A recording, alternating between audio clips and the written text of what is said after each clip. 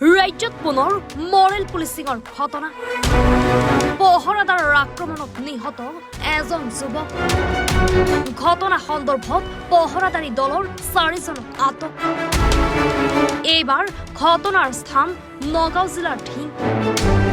জানিব পৰা মতে যোৱা নিশা ঢিং বজাৰৰ এখন দোকানত চুৰি কৰি থকা অৱস্থাতে ঢিং বজাৰৰ পহৰাদাৰে হাতেলোতে কৰায়ত্ব কৰি বৰ বেয়াকৈ প্ৰহাৰ কৰে যুৱকজনক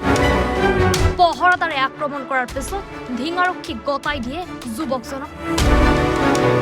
যুৱকজনৰ শাৰীৰিক অৱস্থাৰ অৱনতি ঘটাত ঢিং আৰক্ষীয়ে ততাতৈয়াকৈ নগাঁও মহকুলিস্থিত নগাঁও চিকিৎসা মহাবিদ্যালয়ত ভৰ্তি কৰে যদিও চিকিৎসাধীন অৱস্থাতে যুৱকজন মৃত বুলি ঘোষণা কৰে চিকিৎসকে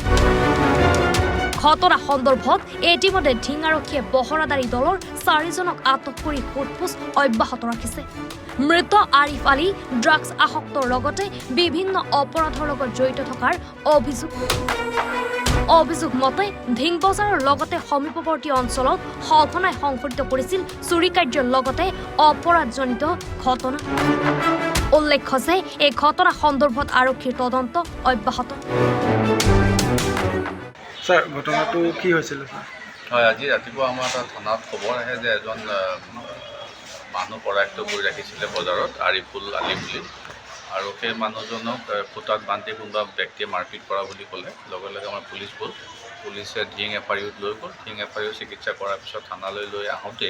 আকৌ অসুস্থ হোৱাত আমি আকৌ ঢিং এফআইউত নিলোঁ তাৰপৰা ৰেফাৰ কৰা হ'ল নগাঁও চিভিল হস্পিটেললৈ আৰু তাত পোৱাৰ আগতে তেখেতৰ মৃত্যু হয় এতিয়া আমি বাকি যিখিনি প্ৰচিডিউৰ আছে সেইমতে আমি একশ্যন ল'ম ঢিঙৰ পৰা সাইদুল ইছলামৰ ৰিপৰ্ট এনি ভাৰত 24